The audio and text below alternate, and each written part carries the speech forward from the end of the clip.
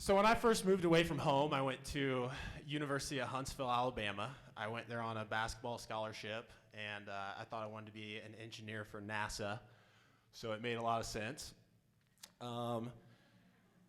As a young adult, it was the farthest I'd ever been away from home. It was about 12 hours from where I grew up, and so a few months in, I wanted to go home to see my family. It was middle of farming season, so my parents couldn't come and pick me up from the St. Louis airport.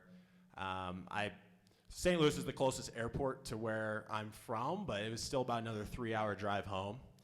And so I called one of my buddies, one of my best friends, Cody Kirkpatrick, and I said, Cody, can you come down and get me? He said, yeah, but I'll need a car. So I asked my ex-girlfriend, my girlfriend at the time, and I said, can Cody drive your car down and come get me? She said, absolutely. And so just so you know, this car is a 1999 black Toyota Avalon, 4-door, really a mom car. And so like any freshman in college, she had put, a bunch of flower stickers on it, really spiced it up. It was really a hot rod at that point. And so Cody comes down and gets me. He's tired of driving, so I get in the car, and we're driving along, and it's been a while since we've seen each other, so we're just shooting the shit, driving down the road, and we see a sign for Kansas City. And we're like, that's odd. That's not the right direction, So we did what we should have done from the beginning, was just Cody pulled out his phone. And even then they had these things called GPS. And so we type in where we're going, and sure enough, we're like 40 minutes out of the way. And but me, because I don't like to backtrack, that would feel like a loss. I saw there were these back roads on the map. And I was like, Cody, let's take these back roads because we can go really fast and no one's going to be there, to catch us. So we're going down these backcountry blacktop roads, driving along. I'm doing about 90 in this, that's probably about as fast as this car will go. And all of a sudden, Cody's like, Will, there was a cop back there. There was a cop. You need to pull over. And I'm like, I'm looking at the mirror, the rear views, the side mirrors. I'm like, Cody, I don't see a cop. Quit, dude. That's not cool. Quit messing with me. And he's like, no, bro, seriously, there's a cop. I saw him flip his lights on and the dirt went flying in the air. So I'm still looking at my rear view, and that's when I see it.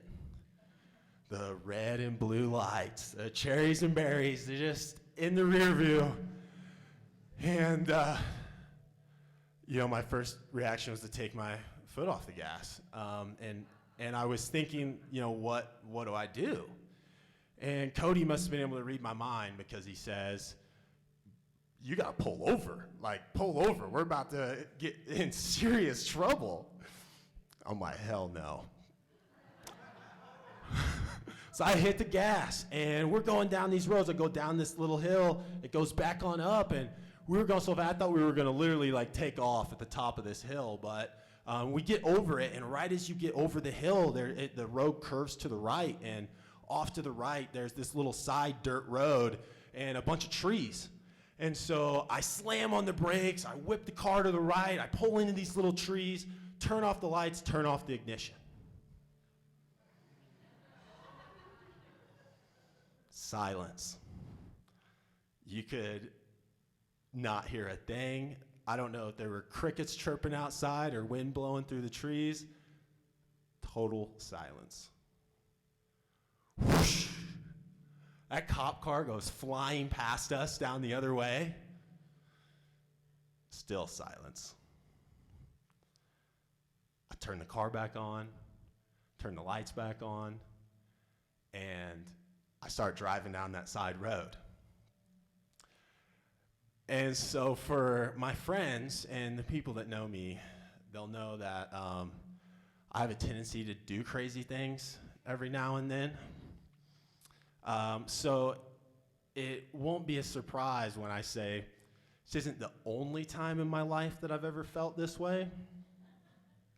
But that day for sure, I definitely felt like I had a fresh lease on life.